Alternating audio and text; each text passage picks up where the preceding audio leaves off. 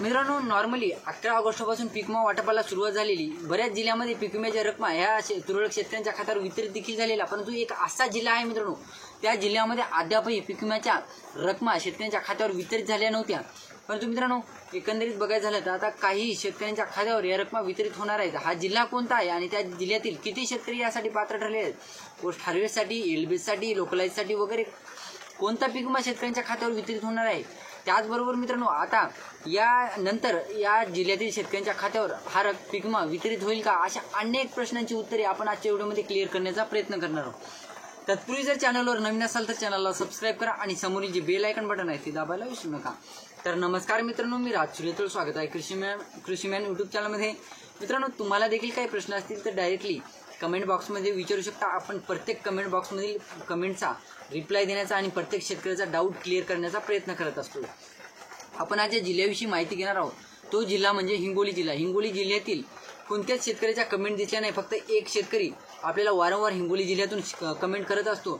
परंतु मित्रांनो, हिंगोली जिल्ह्यातील शेतकऱ्यांना पीक विम्याचं काही घेणं देणं नाही असं दिसून आलेलं आहे. कारण मित्रांनो, हिंगोली जिल्ह्यातील शेतकरी आपले व्ह्यूवर नाहीत असं देखील सांगता येणार नाही. कारण मित्रांनो, हिंगोली जिल्ह्यातील मला फक्त 1 किंवा 2च कमेंट दिसल्या, इतर कमेंटसुद्धा दिसल्या नाही. हिंगोली जिल्ह्यातील शेतकऱ्यांना पीक विम्याची गरज नाही असं देखील यामधून दिसून येत आहे. वळूया आपल्या टॉपिककडे. तर मित्रांनो, हिंगोली जिल्ह्यातील शेतकरी प्रतीक्षेत होते ते 2-3 शेतकरीच सांगतो तुम्हाला, इतर शेतकऱ्यांना गरज नाही. तर मित्रांनो, हिंगोली जिल्ह्यातील जे मोठी रक्कम किंवा मोठे शेतकरी, भले मोठे शेतकरी पीक विम्यासाठी मंजूर झालेले आहेत, तर ते म्हणजे खरीप हंगाम 2023साठी भला मोठा शेतकरी संख्येचा आकडा आहे. तो म्हणजे 16 शेतकरी खरीप हंगाम 2023साठी पात्र ठरलेला आहे. अतिशय लाजिरवाणी या जिल्ह्यातील शेतकरी संख्या आहे. मित्रांनो, पीक विमा कंपनीला लाज वाटायला पाहिजे होती की बाबा पीक विमा द्यायला पाहिजे होता. पीक विमा कंपनीने 2023च्या साठी जवळपास फक्त आणि फक्त 16 शेतकरी हे 2023च्या पीक विम्यासाठी दुसऱ्या टप्प्यासाठी पात्र ठरलेले आहेत. आणि त्या अंतर्गत फक्त आणि फक्त 33,000 रुपयांचा निधी, 33,964 रुपयाचा निधी हा 16 शेतकऱ्यांच्या खात्यावर, आता वाईट शब्द वापरू नये, तर 16 शेतकऱ्यांच्या खात्यावर हा वितरित होणार आहे. लाज वाटायला पाहिजे होती शेतकऱ्यांच्या खात्यावर एवढीशी तुटपुंजी रक्कम आणि तुटपुंजी शेतकरी संख्या ही मंजूर करायला कंपनीला लाज वाटायला पाहिजे होती. HDFC अर्गो कंपनी त्यावेळेस कार्यरत होती हिंगोली जिल्ह्यामध्ये. तर 33,964 शेतकरी 33,964 शेतकऱ्यांना जे रक्कम आहे ती 16 शेतकऱ्यांच्या खात्यावर वितरित होण्याचं काम सुरू होणार आहे.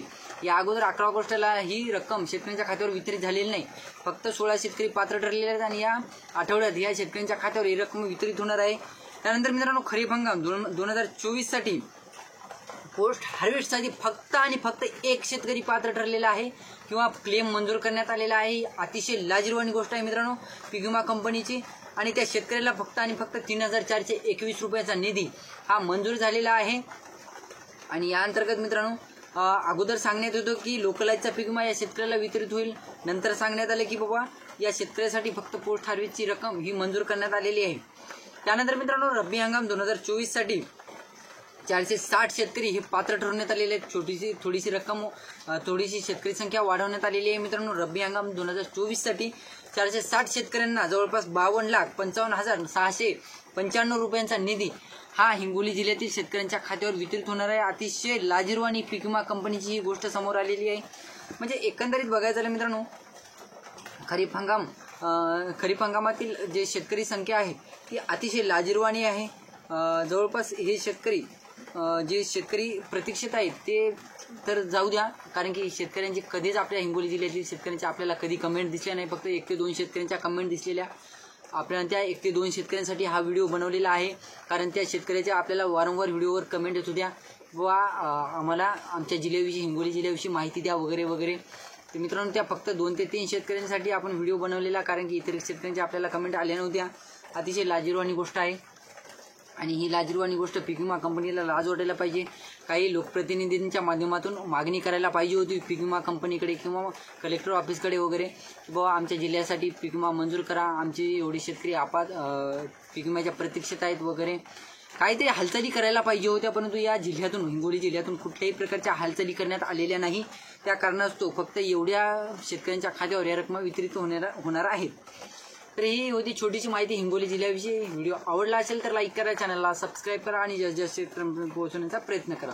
धन्यवाद.